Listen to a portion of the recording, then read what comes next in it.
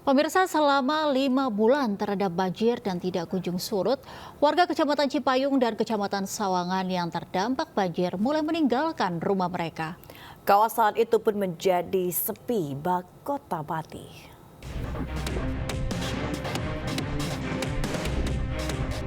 Seperti inilah kondisi banjir yang merendam wilayah Pasir Putih Sawangan dan wilayah Bulak Barat Cipayung, Depok, Jawa Barat. Sudah 5 bulan, kawasan ini terendam banjir dan tidak juga surut. Bahkan, kawasan itu kini bagaikan setu. Luapan air dari aliran Kali Pesanggerahan akibat longsoran sampah dari TPA Cipayung menutupi hampir seluruh permukaan tanah hingga merendam rumah warga yang berada di sekitar lokasi. Sejumlah warga pun terpaksa meninggalkan rumahnya lantaran tak lagi dapat ditempati karena banjir yang tak kunjung surut. Sedikitnya, ada 7 kepala keluarga yang terdampak banjir tersebut harus meninggalkan rumahnya dan mengontrak di tempat yang lebih aman. Udah 5 bulan ini parah. Oh, udah 5 bulan ini? Ya. Pak, kalau kondisi rumahnya Bapak sendiri sekarang kondisinya seperti apa, Pak? Ya udah hancur. Udah nggak berbentuk rumah karena udah ditimbun sampah dari pengangkatan sampah dari jembatan. Akibatnya, kawasan itu menjadi sepi, terutama pada malam hari. Kini, warga yang terkena dampak banjir hanya bisa pasrah dan berharap bantuan atau solusi terbaik dari pemerintah Kota Depok agar mereka dapat kembali ke rumahnya masing-masing. Dari Depok, Jawa Barat, Imo Rizky, Ayus melaporkan. Pemirsa, sepekan lebih banjir masih rendam ribuan rumah di 4 kecamatan di Kabupaten Wajo, Sulawesi Selatan. Banjir bertahan akibat beberapa tanggul jebol dan kiriman banjir dari kabupaten tetangga membuat Sungai Walenai terus meluap.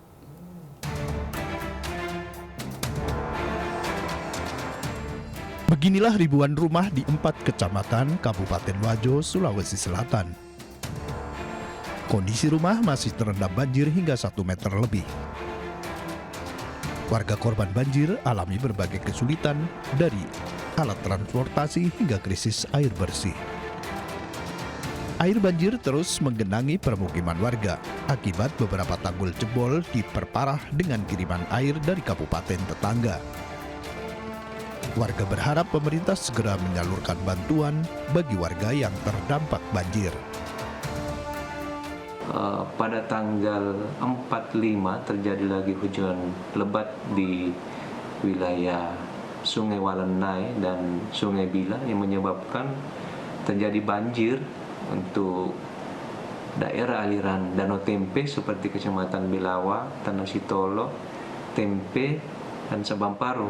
Nah, ini yang sekarang masih terjadi kenaikan air di 4 kecamatan dan terdampak 35 desa dan kelurahan. Menurut pihak BPBD Wajo, banjir masih rendam 4 kecamatan di Kabupaten Wajo. 6.000 rumah terendam banjir dan sejumlah jalan antar kecamatan masih terputus.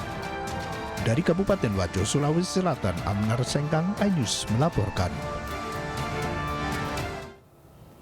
Puluhan korban tanah longsor di Kabupaten Luwu, Sulawesi Selatan dievakuasi menggunakan helikopter.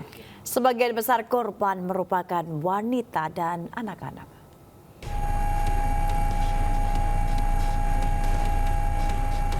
Tim SAR gabungan dari TNI AU dan Polda Sulsel kembali mengevakuasi puluhan korban tanah longsor di Kecamatan Latimojong, Kabupaten Luwu, Sulawesi Selatan, Selasa.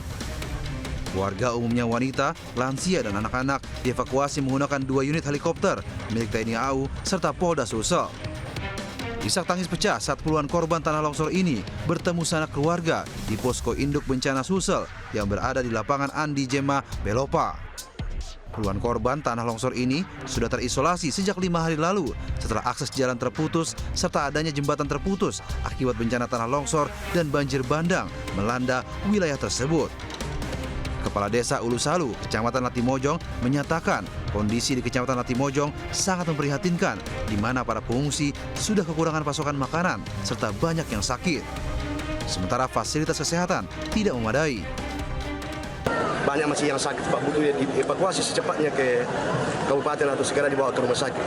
Karena di sana tidak banyak medis yang di sana yang melayani, alat seluler terbatas. Jadi setidaknya secepatnya, Pak, bantuan segera dikirim ke sana.